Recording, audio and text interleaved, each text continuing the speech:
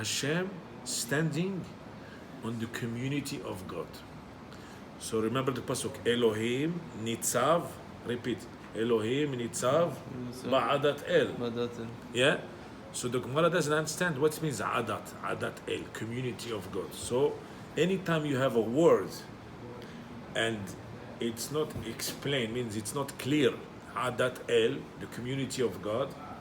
So there is a concept called gzera shava. Gzera shava means you have another place, you have the same word, and in the other place, the Torah really explain and make it very, very clear what it means.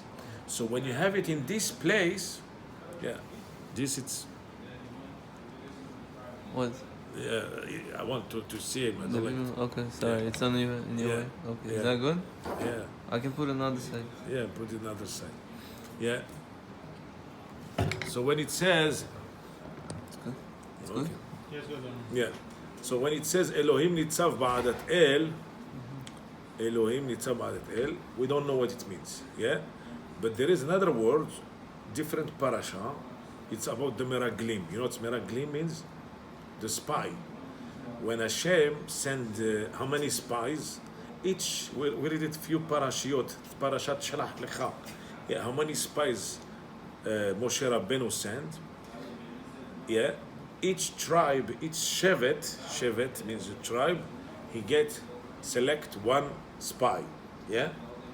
So how many total? 12. So in these 12, how many there was good and how many was bad? 2 was good. So 2 was Kalev ben Yefune, yeah, and Yehoshua bin Nun. So that means 10, they was bad spy, yeah, but they spoke bad. So when Hashem says Ad matai la'eda hara'a azot, so the pasuk says, until when this bad community they don't listen to me. So here we see to who is referring to 10. So we see from here that the word Eda means 10, because when Hashem says till when this Eda, the bad Eda, they don't listen to me. So that means we understand from here that any time that it says Eda means 10. It's clear because he's talking about 10. Because if you have 2 beside that they don't, there was not a part of them. So therefore, when we have Ad matai la'eda hara'a azot, and we have another pasuk. It says Elohim nitzav ba'adat el, means Hashem standing on the community of God. So here it's 10. So therefore I understand when God come upon us, when there is 10. Eda, explain, this is clear, this one is not clear, this teaching the other one. You understand? You follow? So that's called Gzera Shava, means equal word. It's here and there. One it's not clear, the other one explain, and the other one teach you what it means. So we see from here the power of 10. Elohim nitzav ba'adat. That means Hashem standing on 10. That means you have the biggest tzaddikim in the world, big rabbis, anything you could imagine. But there are 9, big trouble. No kaddish, the tefila, it's considered like you're praying alone. There are 9, big, holy, great people. When you have 10, Elohim nitzav. You have the concept Hashem came on Adat El and means 10. So without it, you cannot do anything. So that's Elohim nitzav Adat El. So now the concept of 10 is also regarding zimun. So when you have 3 people, so the pasuk says, Ki Shem Adonai Ikra Havu Godel Lelohenu.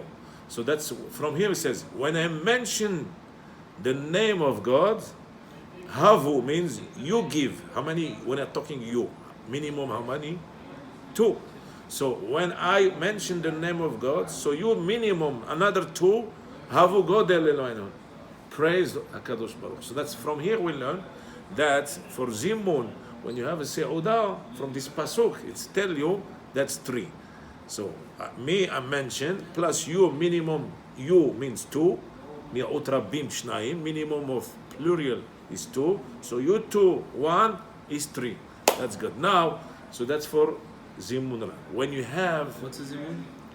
kishem Hashem ekra. No, what is zimun? Zimun means when you eat 3 people in the together, so you are part of the table.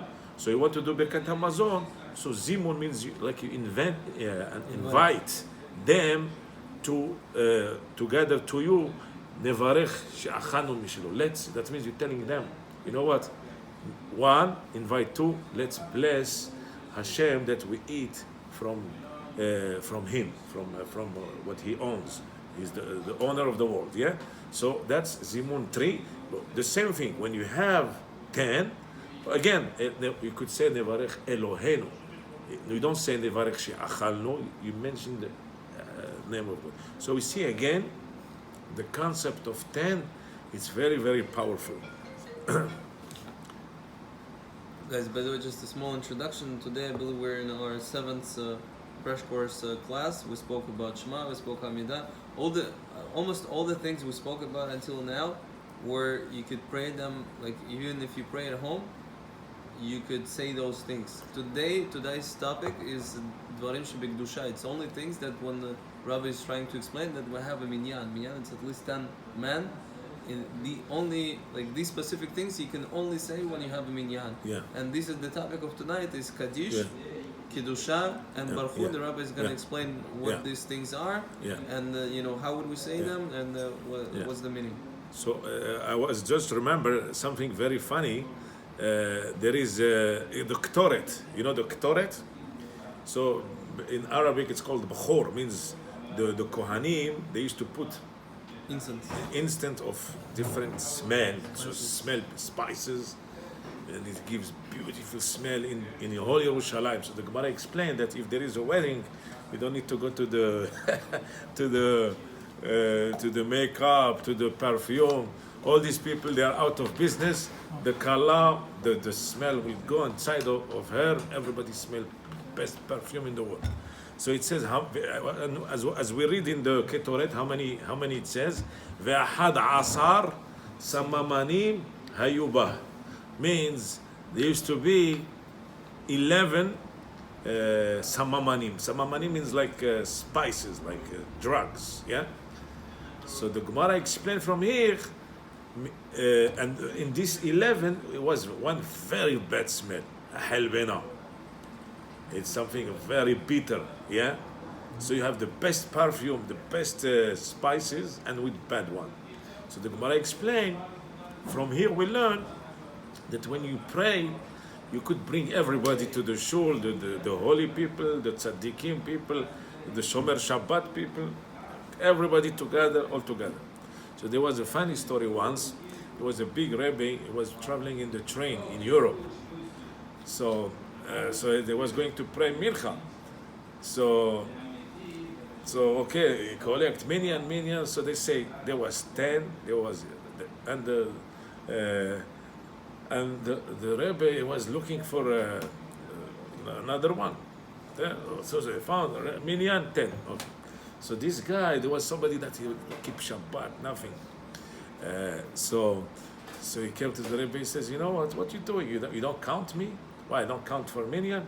It says, what we just say, Ve'ahad asar samamani mayubah, that there was to be 11, and that's from here you learn that even the bad smell, you mean the levona, you put it together with the good one. So the Rebbe answered him, very smart answer. He says, you're right. That's why there was 11. Yes. Did you understand the joke? Huh? No, You say, yeah, you're right. That's why there was 11. That means you're right. We have to count them. So that's why there was. But that's very sharp answer. So that's like someone. There is many sharp answer, but you count everybody. So there is. What's the difference between a prayer as Yahid and Tfilat B'tzibur with the public? So there is very, very strong pasuk. It says in the Torah that Yaakov Avinu, before he's passing away, so there is a pasuk in the Torah, and he brings it together. It says, "Va'ani natati lecha Shechem אחד על אחיך, אשר לקחתי מיד האמורי, בחרבי ובקשתי. So he says, I will give you Shechem, and that part of the land, it's in Israel today, that I took away from the Emori, from the Amorites, Beharvi, Herev, Ubkashti. So Herev, it's the sorrow, yeah, like big knife, yeah, tall. And Kashti is sorrow, like Bow. huh? Bow. Bow. So bow, and the other one is sorrow. Yeah. So okay. So that means he's telling to his children, I give you this. I took it from the sorrow and the bow. Okay. Now the Targum on Kelos, you always, sometimes he gives some very strong explanation, but has nothing to do with the literature of the world. So he says what it means, Harbi, Bitzluti, Ubiba'uti. So that we say in the Kaddish, Titkabal Tselotana, Uba'u Tana. Yeah? You see Titkabal. Most of the guys, some of the guys don't. Yeah, okay. Hebrew. So in the concept of Kaddish, it's written in Arabic. So we say in the Kaddish Titkabal, you could see if you want What's the page? I could see, let's say, okay, we're going anyway to read the Kaddish and explain to it, because the Kaddish, let's say page, let's say, what is the Kaddish? We have this one, okay, we'll see it soon. Let me see the one after Shabbat. Page 105. Is it? Yeah, anyone with the Yeah, it also has one of, 105. but doesn't have Titkabal there. No, you want the Kaddish Shanem? Yeah. Okay. Yeah. Yeah, it's all the way. 200. Titkabal. Guys, while we're getting there are different types of Kaddishim. Some are short, some are full, some are like. So yeah, here you have the Kaddish, yeah. Titkabal 184. 184. Okay. Yeah, so we see Titkabal, like in the middle of the page. You see, can you see here? In the Where it says, may our prayers and pleas Okay. be accepted Yeah, before yeah. God. So I have it in English. May there be abundant peace. No, the one No, that's before. before, yeah. May our- Maybe prayer and please be accepted before the Father, and who is the heaven. So he says, prayers and please. So titkabal tselotana. So that's prayer, and please means our please. Yeah. So we see from here that the concept of titkabal tselotana, uba'utana, and our pleas. So the question is where the Targum on Kelos get it from. The Pasuk says, I give you this land that I took from Shechem with my sorrow and my bow. And here he explained it, what means sorrow and bow. So he says prayers and pleas. Yeah? So, Shalom Aleichem. So my prayers and pleas, sorrow and bow, it means pray and please. So he says the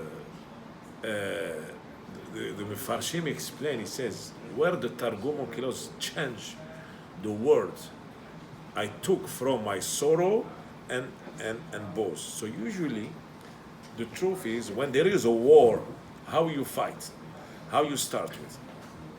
Usually you fight from far away, so that's the bow. Yeah, bow. So you hit with the bow.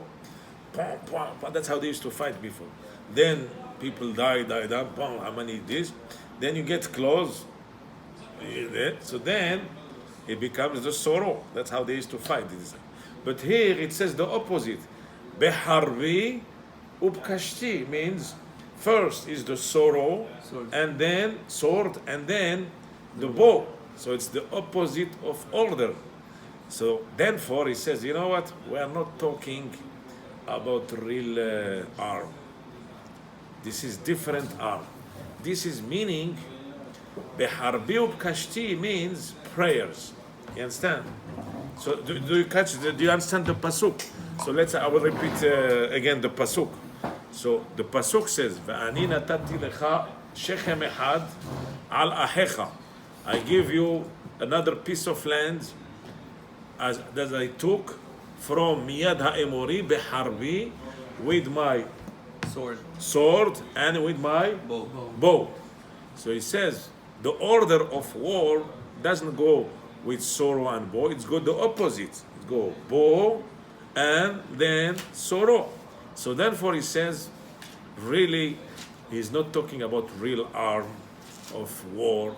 It's talking about different arm. So which arm is that? Prayer. So that means when Yaakov Avinu he says, I took the land of Shechem, not really with sorrow and bow, it with prayer. So now, what's the difference between sorrow and bow? So he says like this. The sorrow has to be very, very, very sharp by itself, because they get so close, so they have to be very sharp to cut with it. Yeah. But the bow has not to be sharp, because it depends on the push and the power, how much you push it, and as much as powerful it goes. So he says the same thing about prayers. There is sometimes a prayer of one individual power. So like the Gemara explained, if a person, God forbid, has a sick person in his house, he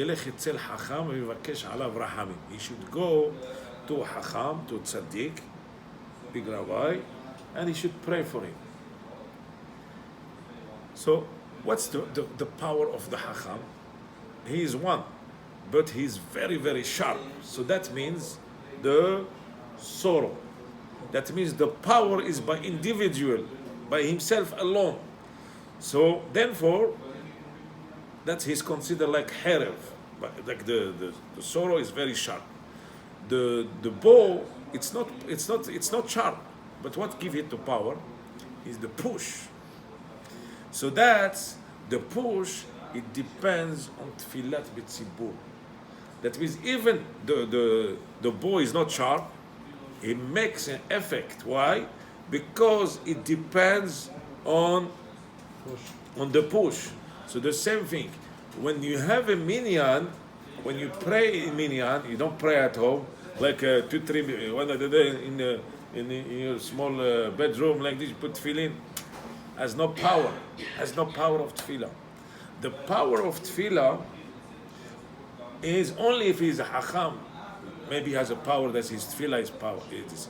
But the power of tefillah b'tzibur, even each individual person is a simple person. But the fact that he's getting through the power of Adat El, the community of God, and as we explained before, that there is a concept of Elohim nitzav ba'adat El, that Hashem, he come down among 10 people, a minyan. So even if the arrow, the bow, how you say? The bone is not sharp, but it do the effect. Why? Because the push is very, very powerful. Even it's not a sharp knife, it make an effect. Now, let's go back to our psukim. Now we could understand. When Yaakov Avinu says, "Ve'ani natati lecha shechem echad al ahecha shelakachti miyad ha'emori beharbi ubkashti," that I took from with my sorrow and my bow, that means prayer. So the herev, it's considered tfilat hacham, and that's number one. And number two is tfilah b'tzibur. So therefore, what's tefillah b'tzibur? It means with the minyan, when you pray with the minyan. So that's what we explain. So the power of tefillah with tzibur has very, very big effect. Even that each individual person, he doesn't pray so good. He doesn't have the level, the kavanah, the preparation to become and to understand.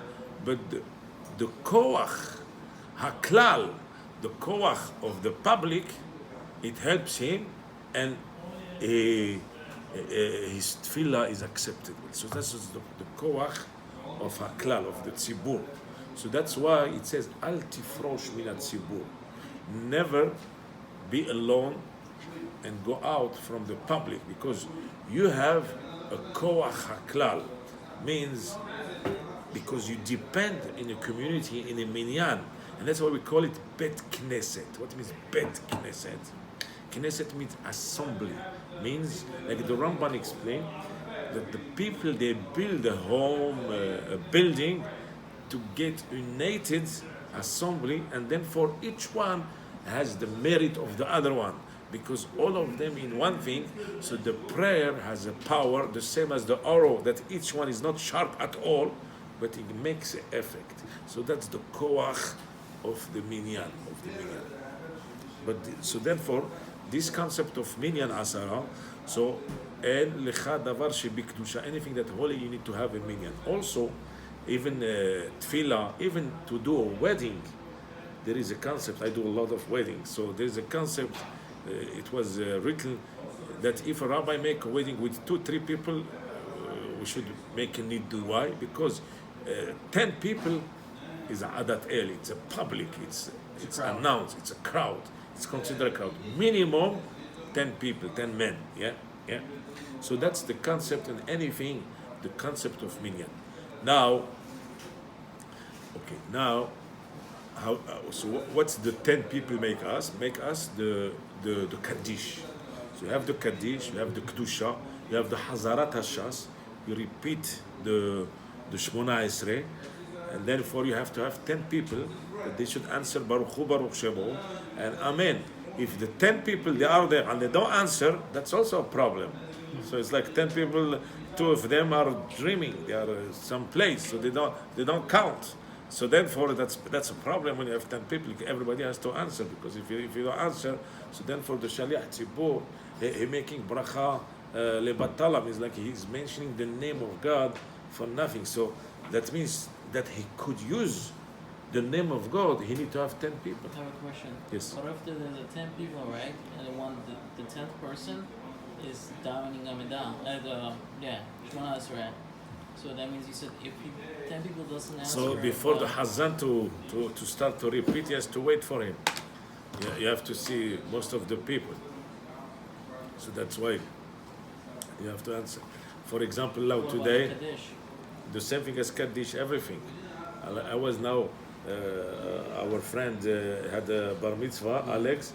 So there was like 15, 20. I brought another friend with me. I said, come, this. And I used to tell him, please, shake up the people, tell them to answer amen. So everybody was participant, and they become very, was good. So it was not this. So the main thing is, and also beside this, it's a big avera if a person doesn't answer amen. It's very, very scary. So the public also, they have to answer amen. They have to be very paying attention for the brachot of the Shaliach to say amen. So if they don't say it, it's like you let it go. The name of God mentioned and nobody answers. So then for the Shaliach Tzibur is saying for nothing, and also they ignore the name of Hashem. What's Shaliach Tzibur? The Shaliach Tzibur means the Hazan, the one who prays. Shaliach means the paslanik. You know, I know this word in Russian because I'm so many paslanik. You know what paslanik? Messenger Of the community. So I do a lot of divorce sometimes. So I told them I'm paslanik. So I know this. Yes, paslanik. So shaliach means paslanik, tzibur of the public, because messenger, tzibur means public. So that means he's a messenger of the public, because paslanik of the public. That's what means shaliach tzibur. If someone knows how to read Hebrew but they don't understand it, would you say it's better to read it in English? Well, he has to learn every day some words. He has to explain, he has to practice. Until then. It's not the answer we're looking for. Yeah. Until that point. So slowly. But he has to, I mean, yeah, that's a very big question. I don't know what to tell you. But I don't believe in English. So, I mean, it's okay. I mean, I believe, I grew up in Morocco. At the age of 14, I used to speak Hebrew. People say, from Israel. I say, which Israel? Well, you speak a very good Hebrew. I say, listen, Hebrew doesn't come from Israel, it comes from Morocco. So anyway, so the main thing is Hebrew was the language of the Jewish people, the soul language. So everybody has to learn it. When you go, anybody who was not born in America, you go to do green card. They ask you, who was the first president, who was Washington, who was Madison, who was this. That's the test of the democracy. If not, you lose the test of the green card. So I say, to become American, you have to know who was Washington, who was Baloney, who was this. If not, you know this. So if you want to become a Jew, you must learn who was Moshe Rabbeinu, who was Aaron HaKohen, who was Rabbi Yehuda Nasi, who was Rabbi Yosef Karo, who was the Rambam. And the Hebrew, it's very easy. If you are young, you must learn fluently till you catch it. You speak Hebrew, the grammar, the Hebrew, you read this technique, then you understand Hebrew. Now, okay, we're going to explain a little bit, some concept about the meaning of all the prayer. Let's say the Shmona Esrei. Shmona Esrei means 18. So basically, 18 means Shmona Esrei brachot. So that's also, there is a concept, the Gemara explained, Ve'ata Israel, Ma Hashem shoel mimcha. There is a pasuk in the prophet. Now Israel, what Hashem want from you? Ma. So the Gemara learn, Mikan, from here we learn, because all the prophet, the Nevi'im, the Gemara learn from it some topics, some halachot, that a person is obligated to say Me'a berachot bechol yom, means 100 blessing a day. So Hashem wants from you to bless him 100 times. Okay. You wake up in the morning, Modeh ani lefanecha, it's not a blessing. Number one, no, Asher Yatzar, that's the best bracha in the world. This is, if you do Asher Yatzar, you don't need to go to the doctor. Why? Because you're blessing God. Let's explain this beautiful prayer. Asher Yatzar et ha'adam, create the man, bechokhmah, with wisdom. Means when you see your body, that's the biggest proof that there is God. You eat nice food, taste, tongue, slide, teeth, goes here, there, heart, digest, holes, breathe, air, this. Asher yatzar et ha'adam bechokhmah ubarabo, and he create nekavim, lot of holes, nose, eyes, halulim, pipes. It's the whole plumbing system there. Unbelievable. Halulim, galui v'yadua. It means it's known. Lifnei kisei kevodcha. That means the whole hashgaha, the control of the body of the person, it's Hashem from the kisei kevodecha, means the chair of your Almighty. Means you control every small detail, the food, this. She'imi satem, if it will block. Could you imagine people, they eat so many fat, the heart block, they get heart attack, they die in a second. Clogged arteries. Clogged, blood in the feet. Or if something, let's say the heart, one hole bleeding all over, you cannot exist, even 1 minute. Baruch ata Hashem rofe kol basar, heal the whole world, umafli la'asot, and making miracles. So this is the best prayer in the world. If you do that with kavanah, promise you don't go to the doctor. How do you answer the Kaddish? Okay, slowly. Okay, welcome to Kaddish. Yeah. What about if someone reads it out of memory? Like you already memorized it. That's good, but always it's good to read from the Siddur. It's beautiful. Well, you could read it, but you're not really reading. You already remembered how it sounds like.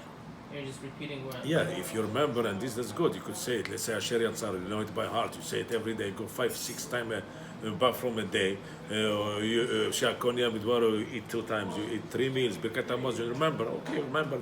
But for example, you have this beautiful job, Siddur Okol Simha. You could read, and you could read in English. It will give you some knowledge. You practice. You read. You understand? Then the reading fluently, you read it the right way. That's it, you're done. And all your life is prayer.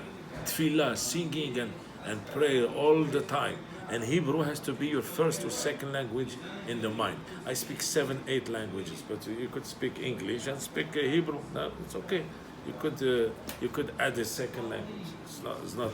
But the Hebrew is the sole language. So when you learn, when you pray, you know what you're saying, you know what you're talking, and it will help you to move and grow and grow. As we say, don't be a pickle. You have the pickles, yeah. You put them 5 years in the drawer, they stay pickles. We are not a pickles. Every day a person has to fight and grow up. The same thing. I want to tell you some beautiful thing about hametz. There is a concept of dough. You bake the flour.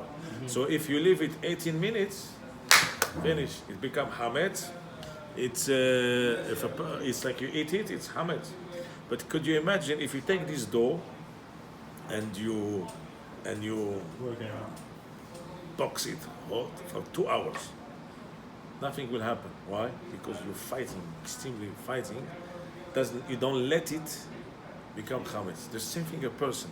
If you become cool, you don't move, you don't function. You cannot. The same thing. Rav, I want to tell you this beautiful joke. Come here. Rabbi Ephraim.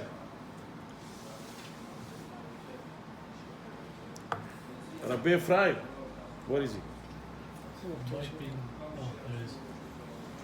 He wants to tell you a joke. Yeah. So this is very good. So I told them about the hametz. Yeah. So you tell them about the hametz. If you leave it 18 minutes, become hametz. If you box it for 2-3 hours, even whole day, it's still good. Still you could make matzah with it. Because since you push it, you don't let it go. You're kneading the dough, Yeah. So the same thing a person. If you're working, you grow up all day, you don't come down. But if you stay the same, you become chametz. You have to this. So I want to tell you a nice story. Now, if you understand Hebrew, you understand. So there was a story. An Israeli guy came from after the army. They don't have nothing what to do. They go to India. They go to Thailand. Okay, they finish all this crap. There's nothing to do. Empty. They come to New York. So somebody came to New York. He's looking for a job. He doesn't have green card. Doesn't have no paper. So he go to Kickzaway, found a restaurant. He said, what you know to do? He says, yeah, I was in the army. I was in the plane. I fixed plane. I could do anything. There's nothing. We have everything. But if you want, washing dishes. So in Hebrew it's called shotef kelim. Shotef kelim, dishes. He said, okay, I'll do it. So he learned 2 weeks. He see where you get the from, the flour, the pizza, the food, this. He learned everything. He asked his boss, he said, I have a very special thing to tell you. So, okay, what do you want? He said, I want to talk to you privately. He says, I want to become partner. So partners in Hebrew, it's called shutaf, yeah? Shutafim, there's in Masechet Baba Batra. Shutafim means partners, so there is law of shutafim, partners. Say what? So the game of the word shotef means washing dishes, yeah? And shutaf, same word, just you put the kamats, yeah? Same word. Shotef, shutaf, same thing. So he said from shotef, you want to become shutaf. Shotef means washing dishes, and shutaf means partner. So he says, if you are not happy, I'll open cross street restaurant. It's a very funny story, yeah? What it means here? It means the Jew, he is not a pickle. You see, you go to a store, you see a Mexican for 20 years, in the same position. Same position. A Jew, he will never stay the same position because he has God's ambition, he has a special drive, motivation, he has a neshama. He cannot be the same. So just saying the joke of the world, shotef, shutaf, if you are not happy, I'll open cross street. But anyway, just to tell you that the person, he was born to grow up, Rosho, Mutzav, means he's standing on earth, Rosho Magia Shamayim means his head should raise up till heaven, means you are not here to stay. That's why we call it Am Haaretz. That's the biggest curse. You could insult somebody. You say Am Haaretz. What means Am Haaretz? You never heard this word? Am means a nation, Haaretz, nation of earth.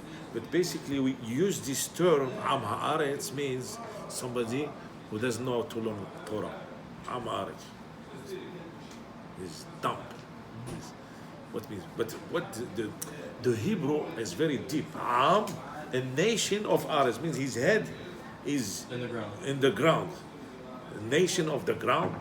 So basically, a person who doesn't learn is Amma Aretz. So that's the biggest curse. Allows this Amma Aratzot. Like you don't know nothing. That's the best, the worst thing, Insult. the insult you could say to a person. Amma Aretz. So basically, Baruch Hashem, the Jewish people are the biggest smart and genius in the world. Why? They are the best doctor, the best lawyer, the best businessman. So if they have the power to do it in this field, doctors, so they could be also in their real field, the Torah. So everybody has the power to be something and to learn. So that's called Hiyuv Li'talot, means the obligation to grow up and to learn. Now we're going to, as Rabbi Ephraim says, to learn the concept of Kaddish. So basically this Kaddish is very, very deep prayer. There's a lot of power. And that's why it was written in Aramaic. Amen. Aramaic, yeah? Why? Because in Aramaic, the angel, they don't understand this language. So you could confuse them. So you could say anything you want. They have no clue. They don't know what you're talking about. Yeah. So they don't have no clue. You could say anything because you have this malachim. They always mekatregim. How you say? Like they accuse. Oh, don't ask his prayer. He did that. So you could pray anything. You have these people like the biggest trouble. They don't let you do anything. So when you pray in Aramaic, they don't have no clue. They don't understand this language. So you could say anything. So nobody. So that's why this prayer is very, very important. There is also, now since we're talking about Aramaic, I will tell you many beautiful prayer that's written in Aramaic. One of them that we say when you open the Heichal, the Sefer Torah. Berich shemeh demare alma, berich kitrach ve'atrach yeh le'otach im amach Israel. That's also another prayer. Anna avda dikutsha v'irichu. I am the slave of God. Dehu elaha dikshot. He is a real God. Ve'oraiteh keshot. And his Torah is true. Unvohi keshot. And the prophet are true. Ve'hana rahitz ve'yeshmiya kira kaddishan. Anna emar tushbih. It's a beautiful prayer when you open the Torah on Shabbat. So why? Why we say it in Aramaic? So as we say, the malachim that they complain, they don't have a clue. They don't understand the word. So you could talk anything you want. Nobody bothers it. Everything got straight. So that's why the Kaddish, it's very powerful thing. So that's why we use it in Aramaic. They cannot say anything because they don't understand a word. So now, if you want, it gaddal v'it kaddash shemeh Rabba. So may his great name grow, exalted and sanctified. Yeah. So that's it gaddal v'it kaddash shemeh Rabba. You have it in English. So then the congregation say Amen. Be'alma, alma means this word, dibera, that he create kir'uteh, like in his will, v'yamlich malchuteh, and he will become the king of his kingdom, v'yatzmach purkaneh, and he will grow his freedom in Geula, v'karev meshiach. So look what you're asking here, and you're asking in to bring up the Mashiach. V'karev means to come close. So you're asking the best, gorgeous thing in the world. So then the Malachim, they say, oh, you want Mashiach? Look what you do, look at do. Now you could say anything because they don't understand the clue. They don't have a word. You could talking in Aramaic. So this Kaddish, it's in Aramaic. Yeah. Now, V'karev Mashiach. B'hayechon u'b'yomechon means in your life. on your days وبحياة and the life of all the Israel بعجلة fast وبزمان قريب soon ואמרו amen. Then now this is very very powerful prayer that the Gemara explained in מסכת ברכות. כל האומר amen יהי שמך רבה בכל כוחו. Anybody who says this prayer with all his power, means all his intention, with all his kavanah, קוראים גזר דינו, means if something they write that has something happened to him, they cut it off. They say, okay, go on, you're free, you're not guilty. So what we say, יהי שמך רבה, his name, big name, מברך, should be blessed, לעלם, forever, ולעלמי עלמיה, ever and ever, יתברך, should be blessed, וישתבח, should be praised, ויתפאר, glory, ויתרומם, should be high level, ויתנשא, ויתהדר, nice, ויתעלה, ויתהלל, should be praised, שמך דקודשה בריך. So that's a lot of praising. I mean, if you want, I could read it to you in English, because may his great name blessed forever and ever. Yeah. May his prayer and plea accepted before Father in heaven. Yeah. Okay. Now, le'ela min kol birchata, forever that all the blessing, shirata, song, tushbihata, venehamat, and consolation, da amiran, be'alma, that we say in this word, be'imru amen. Now, titkabbal should be received and acceptable, tzelotana, our prayer and plea, im tzeloton. You see what we do here? We say our prayer, tzelotana uba'otana, im tzeloton uba'oton, with together with all the prayer of all the Jews. Tzeloton uba'oton, dechol bet Israel, kadam avuna, front of our father, dibishmaya, and earth, ve'imru amen. So basically what we see in a very deep meaning here, that when you pray, you don't pray for yourself alone. You say our prayer and all the prayer of the Jews. So even if a person is not lucky or he doesn't deserve that his prayer should be accepted, but the fact that he put himself together, that he belongs with all the group of all the Jews, that he doesn't pray only for himself, and he prayed that also the prayer of other people should be accepted. So that's the best thing.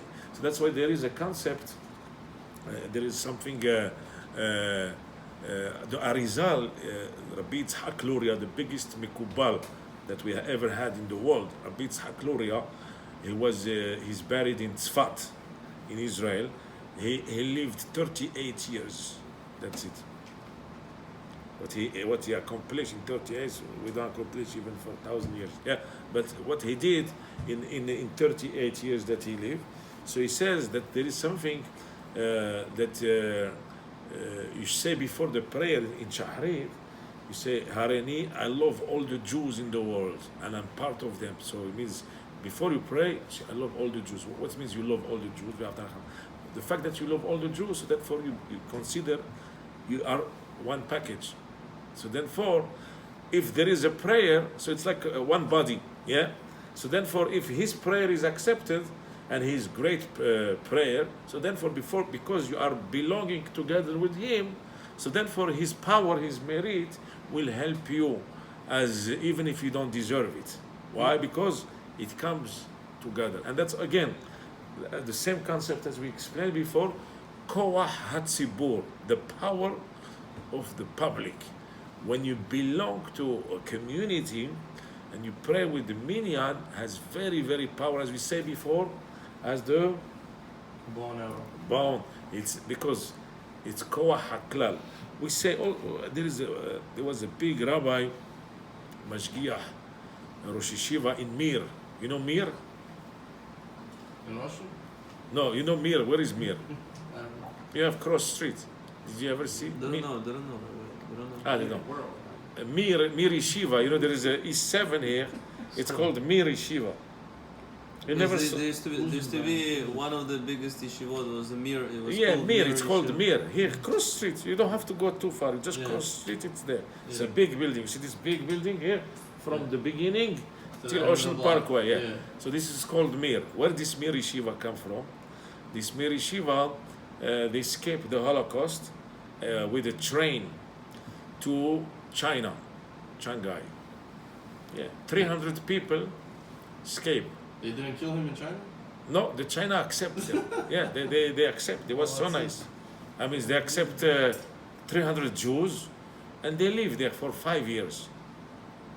And this 3 years, they study in yeshiva. The rabbi is the Rosh Yeshiva with their wife, with some children born in China. After 5 years, the world calmed down. They came to America. They come to here, to this building. And this yeshiva, they had like maybe 10,000 alumni students since 70 years. They studied this. Many Sephardic, some Moroccans even, that they came to this yeshiva here. Now this yeshiva, all the rabbis that they come to America. Some of them they say, we don't want to stay here. They went to Israel. If you go to Israel, the yeshiva Mir is 10 times bigger than this one. So because of these 300 people that they escaped, so this yeshiva very big, like 5, 6, 7,000 students for 70 years. So look how many people they study. So there was a Rosh Yeshiva. Okay, so Rosh Yeshiva, his name Rav Chaim Shmulevitz. He also was in America, but he moved to Israel. He passed away from the Holocaust. Yeah. So he wrote a book. It's called Sichot Musar, speech of Musar, very, very deep. So he says, very, very strong concept. What it means, Koach HaKlal, the power of the public. So he says, Moshe Rabbeinu, he's saying to Hashem, because the Jew always they complain. We want food, we want the chicken of Egypt, we want sushi, or where is all the stuff, this. We miss Egypt, they used to give us, now we eat all this man, this bread, the same every time, fed up. And not hummus already. No hummus, nothing, yeah. So Moshe Rabbeinu came to God, he says, what these people want from me? Ha'anochi, asiti ta'am hazeh, האנוכי הריתיהו, כי יאמרו אלי שאהו, כאשר יישא עוללת היונק. Did I ever made these people? Did I give birth to them? That they tell me, give me food? So he says, Rav Chaim Shmulevitz says, what means I give birth? Why Moshe give birth? I make them? What means make them? So he says, because if I make them, I will have the power to feed them. That's why when a father make children, because that he make them, so therefore God give him the power to feed them, because he get to feed them from the power that he make them. So when you do something, when somebody depends on you, then you get the power to give as much as possible. So when a child depend on the father, and Hashem say to, and the father comes, he says, look, these 5 kids, 10 kids, they depend on me. Little babies, they cannot move, they cannot walk. Give me. So because they depend on you, Hashem gave you. So he says, Rav Chaim Shmulevitz, yes, Moshe Rabbeinu, he was right. His request was very powerful. Anochi asiti ta'am hazeh. Did I make these people? That's why they tell me, give me meat, give me chicken. He says, yes, because if you made them, you make them. You could make them, you could give them, you have the power, you have the tool, you have the skill, you have everything, because you make them, because they depends on you. So when they depends on you, you make them. And now we want to come to this concept of tefila. So there is a pasuk in Tehillim,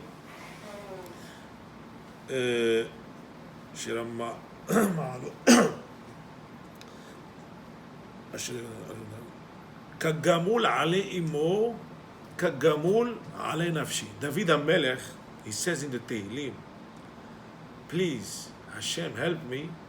I am like a baby. כגמול עלי אמו means I am a baby that depends on his mother. כגמול עלי נפשי. So once I heard what means David HaMelech says, I'm like a baby. So he says like this. When a mother has a few children, let's say one 10 years old and one 5 years old, yeah? And both of them, they're shouting, they're crying.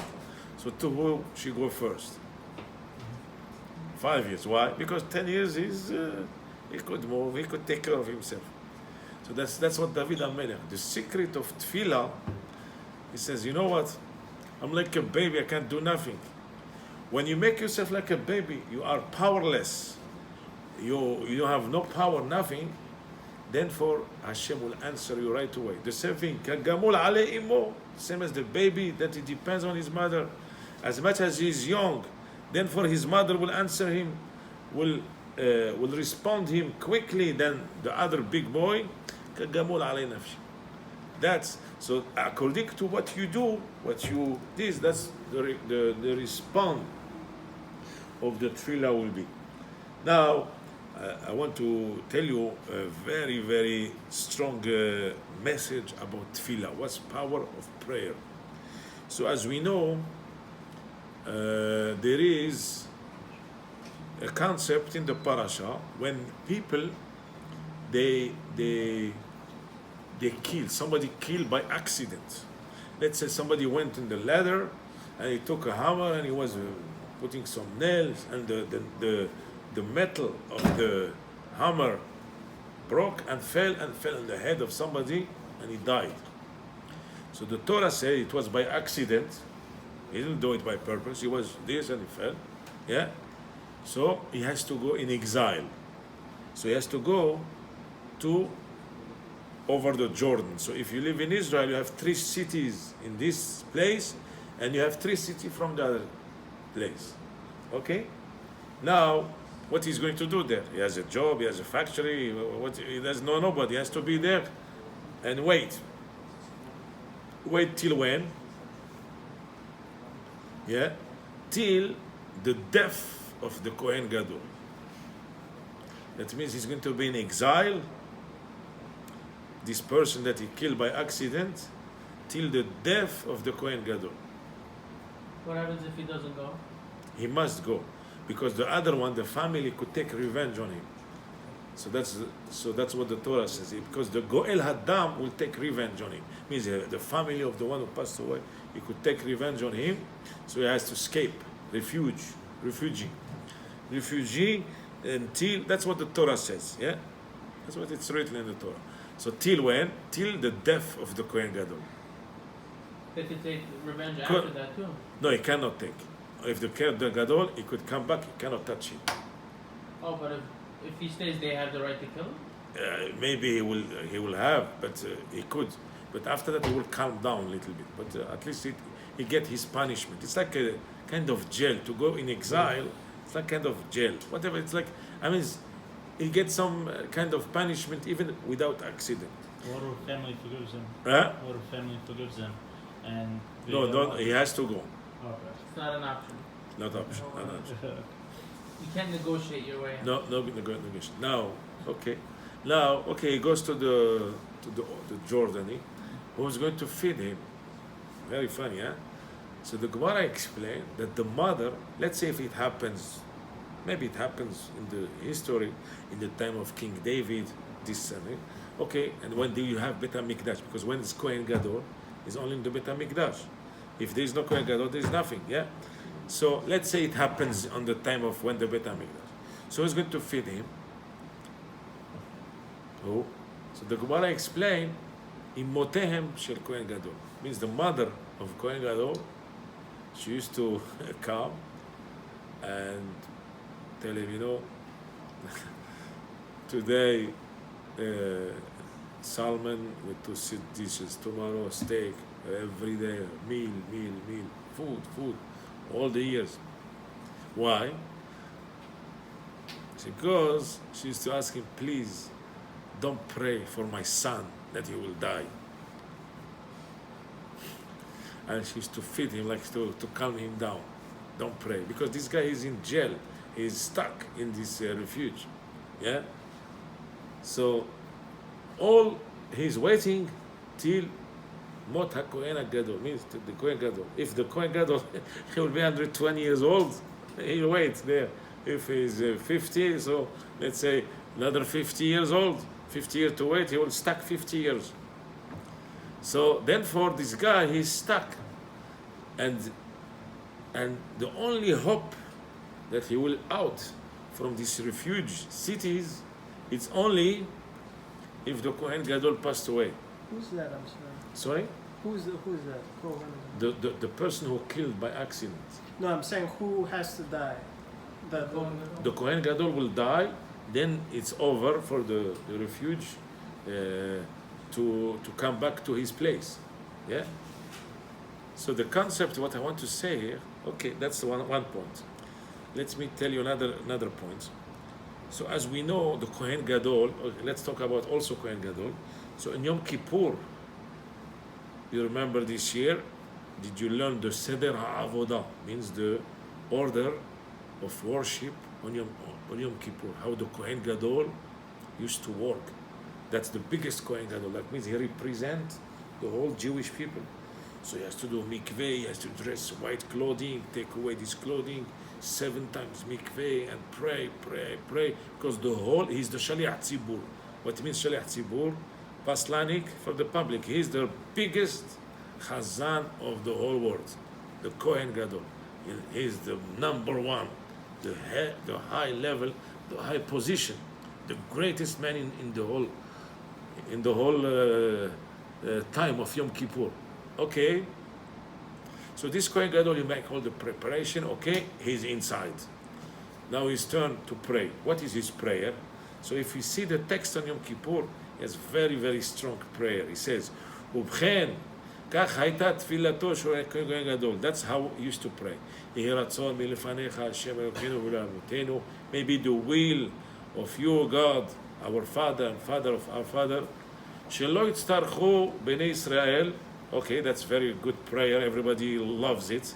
What's the prayer everybody pray the most? Money? Huh? Money? Ah, great. Parnasa. They call it Parnasa. Parnasa means make a living. So you know, when I pray Hazan, I say Sha'are Torah. So you say Amen. When you say Sha'are Parnasa, everybody shouts. Well, that's well, Parnasa. Everybody loves it. Yeah. So okay, that's good. So everybody Sha'are Parnasa. Cool. But שלא יצטרכו עמך זה לזה ולא לעם אחר. That means the Jewish people, they don't need each other. Means nobody should be poor. Ask, help me, give me a donation. Everybody, Hashem should give everybody large. Yeah? They don't need anybody. That's what's the prayer of the Kohen Gadol. שלא יצטרכו זה לזה ולא לעם אחר. Okay, that's nice. That sounds good, no? You love this prayer, no? The Kohen Gadol? Okay, now he comes to something very, very good. And he says, you know what? ואל תתקבל לפניך תפילת עולי רגלים המתפללים על הגשם. So the Kohen Gadol used to say something else. Okay, Parnasa, beautiful, everybody loves it, yeah? And he used to say, you know what? Don't accept the prayer of עולי רגלים המתפללים על הגשם. So the עולי רגלים means the people who they go by feet. So you have to go by your feet 3 times a year. Shalosh regalim. That's what we call it. You know, shalosh regalim. You see the siddur, it's called shalosh regalim. 3 feet. What means 3 holidays that you go by your feet. Which one? Sukkot, Shavuot, Pesach. So it's called עולי רגלים, 3 רגלים. 3 פעמים בשנה יראה כל זרחה לעלות ברגל. Means to go by your feet. So these 3, so you have the whole state of Israel, all Eretz Israel. They come from the south, from the north, from the east, the west, all over. They go to Jerusalem.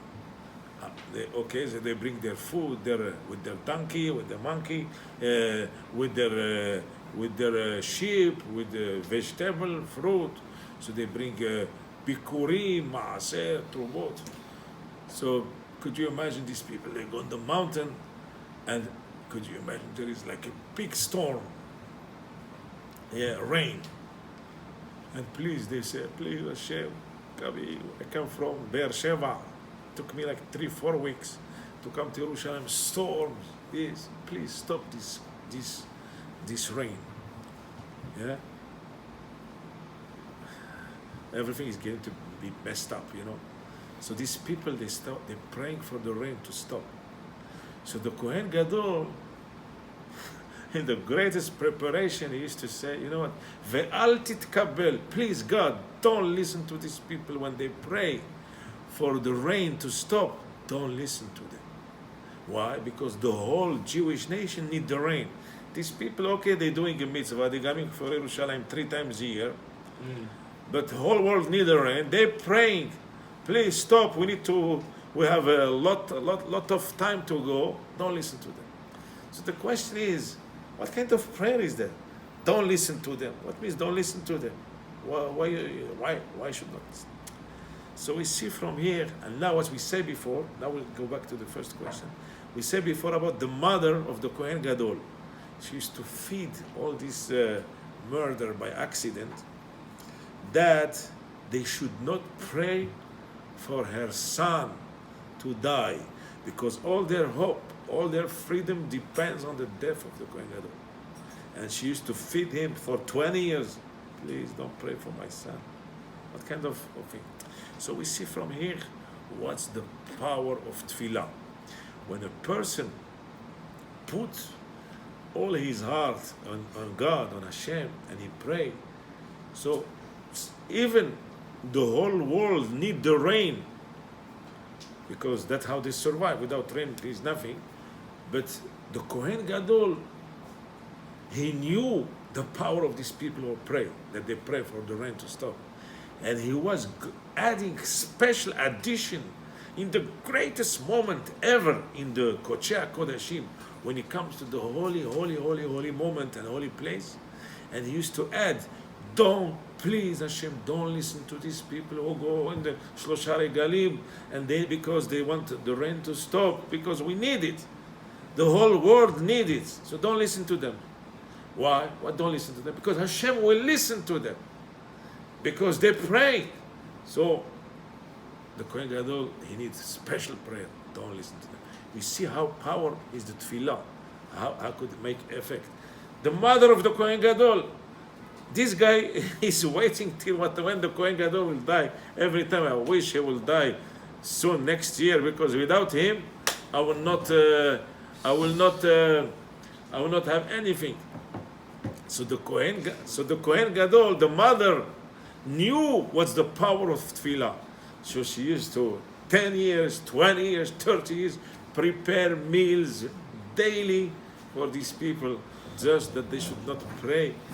Could you imagine that they should not pray of her son today? So we see what's the power of tefillah.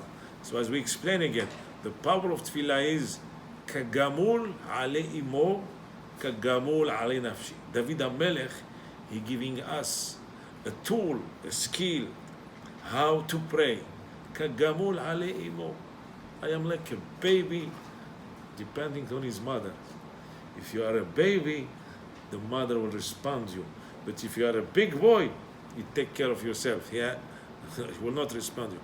So that's the power of tefillah, is that a person comes and he believes on tefillah, and he say to Hashem, I'm nothing. I have no power, nothing. I'm worth nothing. I cannot say anything. Only with your mercy on me, that's when you put yourself kagamul aleimo, then for the tefillah will become better. So that's basically, as we explained, the topic of Kaddish. Kaddish is one of the best prayer that is so powerful, that was written in Aramaic. Why? Because the Malachim, the Mekatregim, they cannot make any accusation and fighting against you, because they don't have a clue, they don't understand the one word. Lo mevinim belashon aramit. The same thing we see also, as we explained, just remember, you know the Haggadah Shel Pesach. Yeah? How we started? In Aramaic. Halachma ania. Yeah, remember? Halachma ania di achalu avhatana be'ar'ad Mitzrayim. It's Aramaic, it's not Hebrew. This is the bread of poor, the achlu avhatana that our forefather eat, be'ar'ad Mitzrayim, in the land of Mitzrayim. Why you start with Aramaic? Why you don't speak Hebrew? All the other Haggadah, yeah, it's in Hebrew. In the beginning, you're talking Aramaic. Why? Because when you start with Aramaic, basically, there is another reason for that, because the bread is the life of the person. I mean, you could eat anything, but the bread make you full. So now, the Malachim, they say, look at these Jewish people, the whole year they eat bread, now they burn it this, and they halach ma'aliyah, the poor, this, bread, our father. So that's why we read it in Aramaic. So you confuse them, they don't understand one word. Again, the same thing, so they cannot make against you that you are wasting and ignoring and insulting the bread, the food. So that's why you talk in Aramaic. So basically, the same concept about Kaddish, because it's so great, so powerful. So the Malachim, they cannot be katregim against you, because it's very strong, very great prayers that could save you, protect you from all the tzarot, from all the gzerot.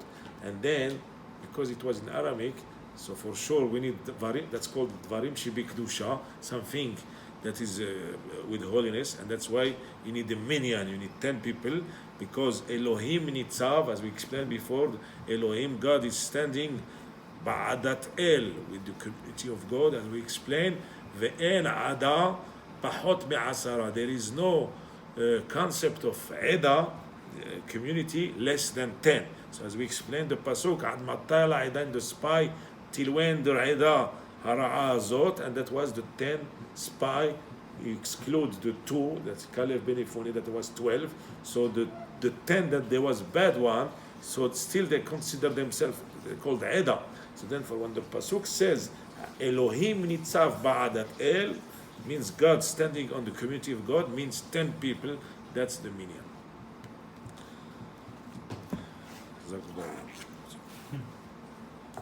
You understand something? Any question? Huh? You understand? Sometimes. Yeah, you get some points. Many. What is Yeah. exactly the difference between Kaddish al Israel and Shlama? How is it different? Well, there is many. There is Hatzi Kaddish. There is Kaddish Yatom. Kaddish Yatom means a person who is saying for his Yatom means Ochfolan, means he lost Lo Alenu, somebody from his family, so that's called Yatom. So Al Israel is Kaddish Yatom. It's What the about Shlama Shlama? is before. So Yehesh Shelama Rabba, so it should be peace Rabba, and the other one is Titkabbal. Titkabbal usually we say it after the Shmona Esrei. Why? Titkabbal means that our prayer should accept. Titkabbal, Litkabbel. Yeah? So that's, you have Hatzi Kaddish, that's a half. You have Yeshelama, you have Titkabbal, and you have Al Israel. Al Israel is the final one, that's called the Kaddish Yatom. And then you have Barechut Hashem Amvorach. And then you have the last prayer is Alenu Leshabeach. Now you could turn off the camera. Now